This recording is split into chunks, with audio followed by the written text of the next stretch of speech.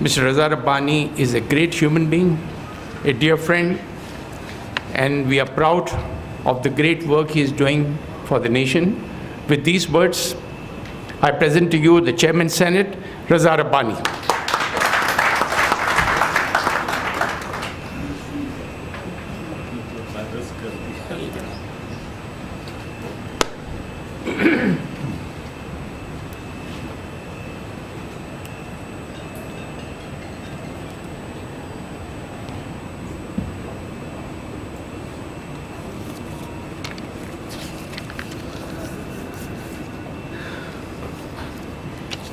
Bismillahirrahmanirrahim.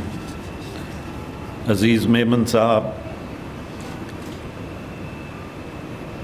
ladies and gentlemen sitting on the podium, ladies and gentlemen, first of all, let me take this opportunity of apologizing for having broken your old tradition of meeting at 4:30 and then starting at 5.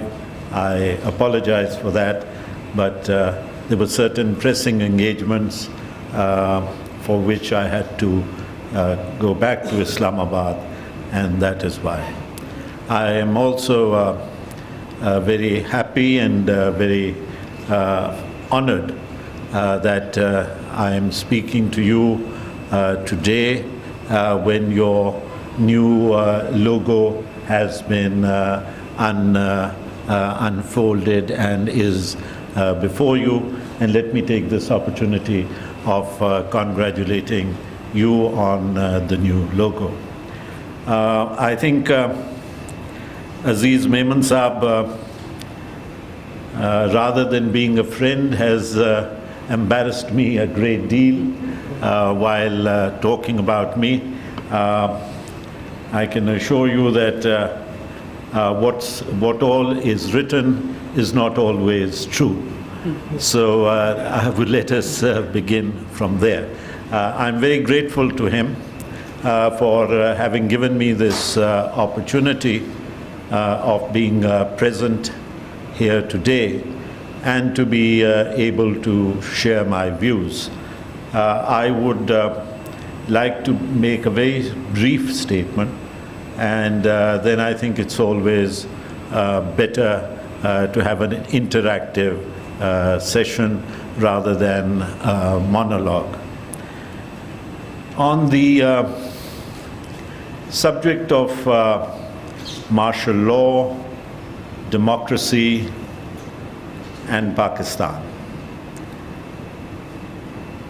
I don't know in actual fact where to begin.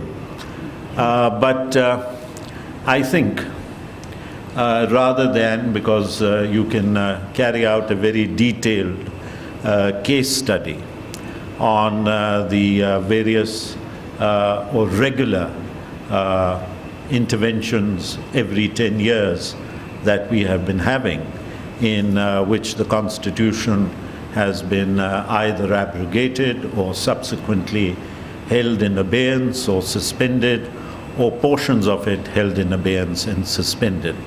But I think rather than that, if we were to look at it from a slightly different angle, perhaps that would be something which would be worth its while. I think the issue that I would like to touch upon is that martial laws have come and martial laws have gone. But what in actual fact have been their effect? And how does it affect the polity, the culture, the traditions of Pakistan? If we were to start from the very beginning, because initially we may not have had martial law, but the civil military bureaucracy was in total command, and in fact from after the death of Quaid-e-Azam, the machinations had started, which have now come to full view of the public as early as yesterday or the day before, when open disclosures were made in a press conference. Things which political parties, established political parties, had been saying for decades but were not taken seriously, have now been vindicated by the recent events. I think if very quickly we look at the first change, according to me, that came was in the state of Pakistan that Quaid-e-Azam had envisaged. Quaid-e-Azam had envisaged Pakistan to be a welfare state. He had envisaged it to be a progressive state. He had envisaged it to be a tolerant state. He had envisaged it to be a state where all minorities would be free to go to their workplaces, would be free to go to their places of worship. Pakistan was the land of the Sufis. Pakistan was a land of love, compassion. But what happened? With the machination, with wanting to have total control over the levers of power, the civil military bureaucracy changed the complexion of Pakistan as envisaged from what Quaid-e-Azam had thought it to be, a welfare state, to a garrison state, to a national security state. And therefore, when Pakistan became a garrison state or a national security state, the priorities totally changed. The theme of the nation totally underwent a 190-degree turnaround. Then, the second aspect that was affected, the struggle for Pakistan, and I would go back even further from the time of Quaid-e-Azam. If you look at the struggle for Pakistan, the struggle for Pakistan essentially began when there was a demand for Muslim provinces with more provincial autonomy.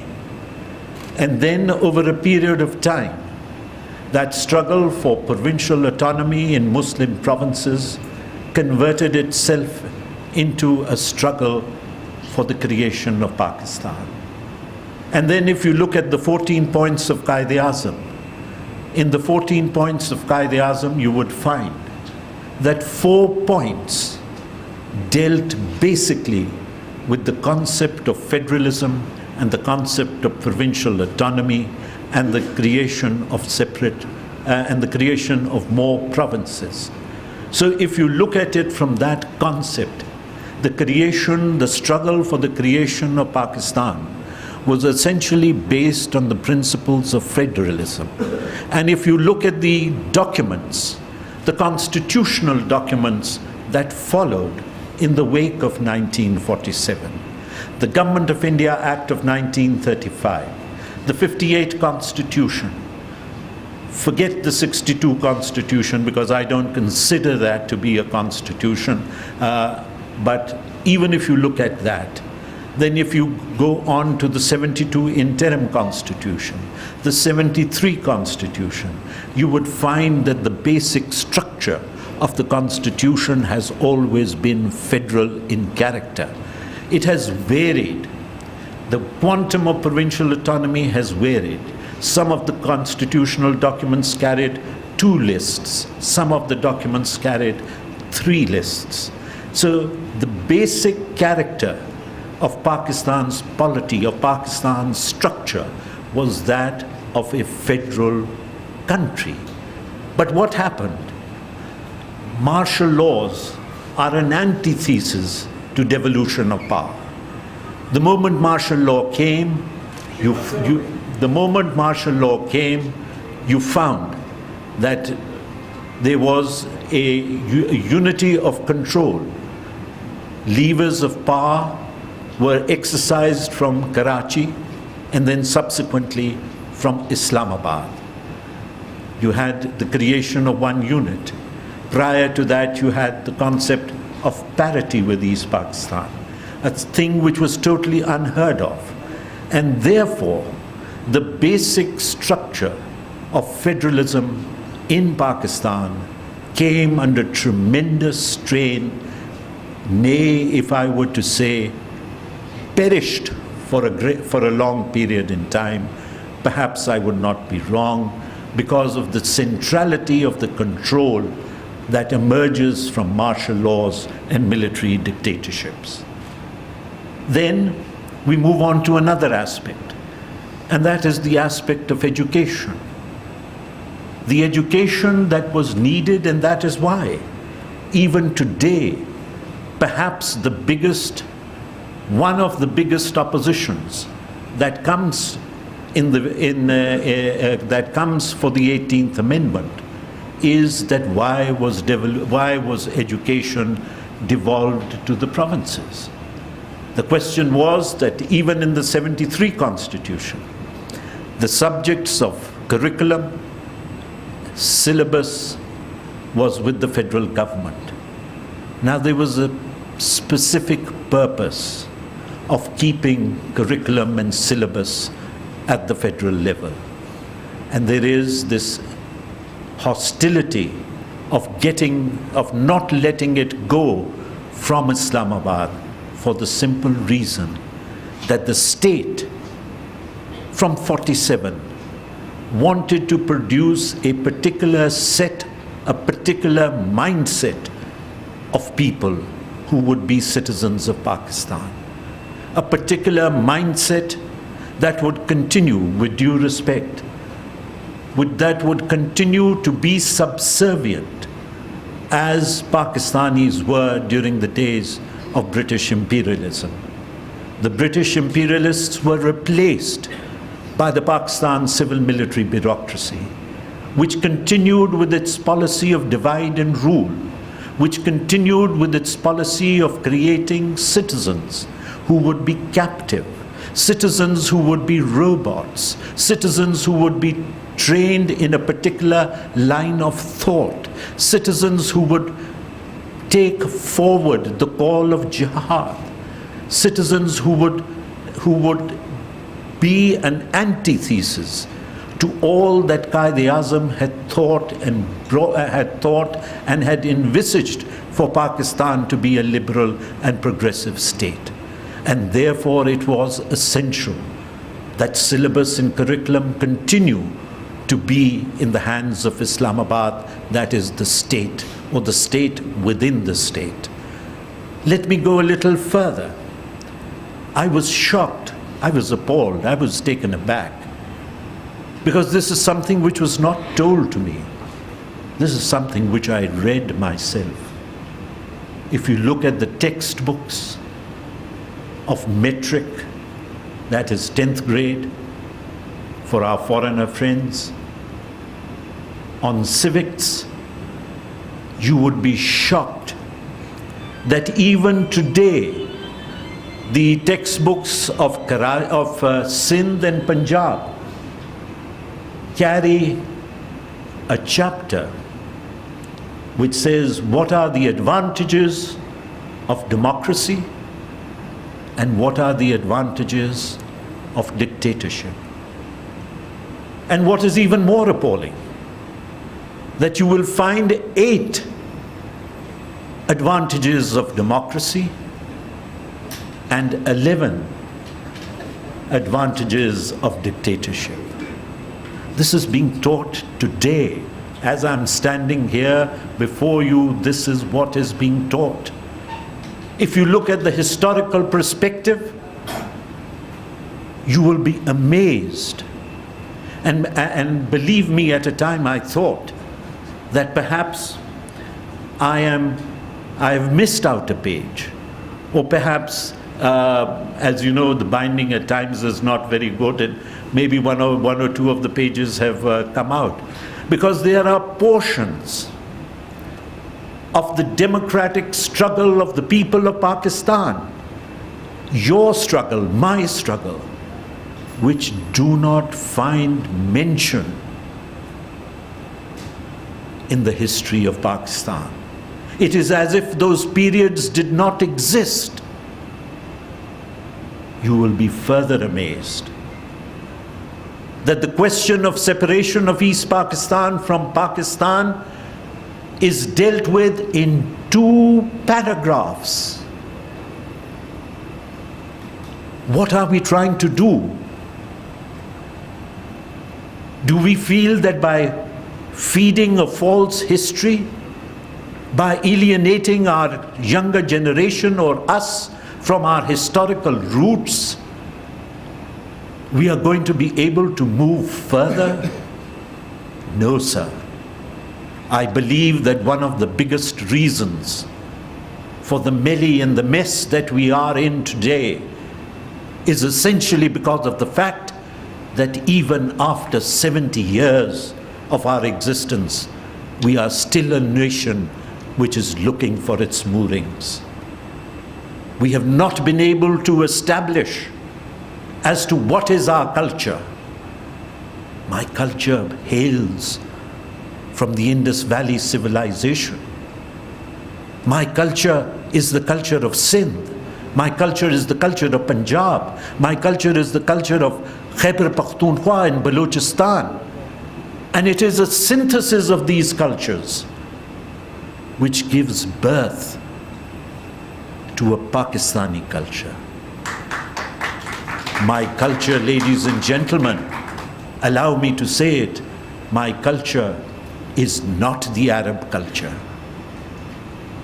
And that is why I am adrift. Let me very quickly move on. I have given you a distortion of history. We have not even spared the Qaid-e-Azam. You would remember that the slogan that Qaid-e-Azam gave was unity, faith, and discipline. But during Ziaul Haq's period, and all of you come to Islamabad, please make it a point the next time you're driving on the highway. The moment you come onto the main road, you will find a hillock on your left-hand side. And you will find that the concept or the slogan of unity, faith, and discipline has been changed to faith, unity, and discipline. So if we do not even spare the Qaid-e-Azam, and even in his slogan of unity, faith, and discipline, faith was yaqeen-e-mohkam.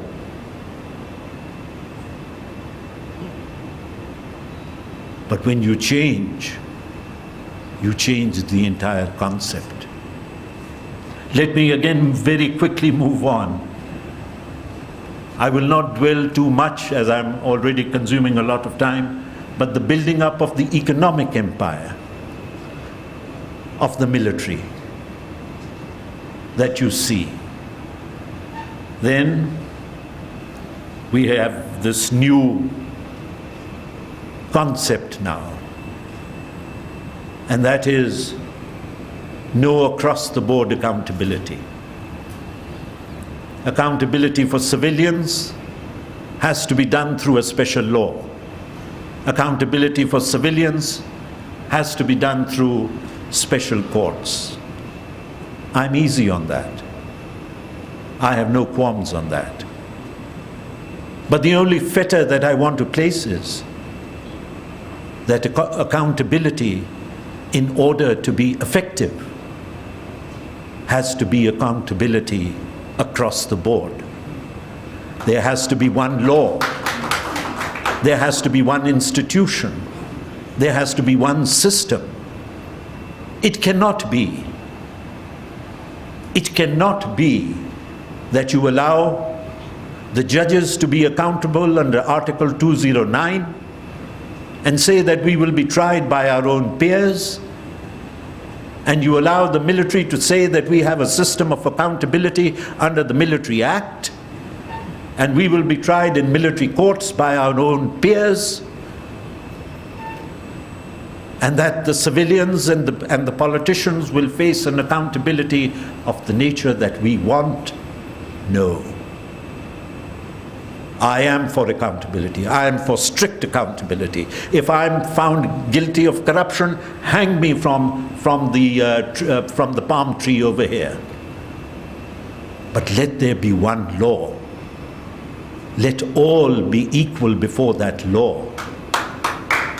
It is this inequality of law, in finality, let me say, it is this inequality before law which is taking us up the garden path.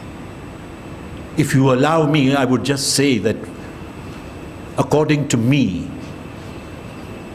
there are four standards of the application of law. If you belong to the ruling elite, there is one yardstick. If you are a collaborator of the ruling elite, the law will be applied to you from that yardstick. If you are rich and powerful, the law will be applicable accordingly. And then there is a law for you and me, the ordinary citizen of Pakistan. How do you expect rule of law? Ladies and gentlemen, before I close, how do you expect rule of law when you have a person challaned of treason, a person booked under Article 6 of the Constitution for abrogating the Constitution of Pakistan, for putting judges behind bars, for declaring illegal emergency, whose military takeover was not validated, unlike in previous times, by the Supreme Court of Pakistan, whose military takeover, for the first time in Parliament's history, we did not validate the military takeover in the 18th Constitutional Amendment. And you have that man holding a press conference and saying that I am forming a 23-24 Tonga Party alliance and that I will want to come back and do politics. If a man with charges of treason can do politics because of his background, within inverted commas, then where is the rule of law? Where is the state? Thank you very much.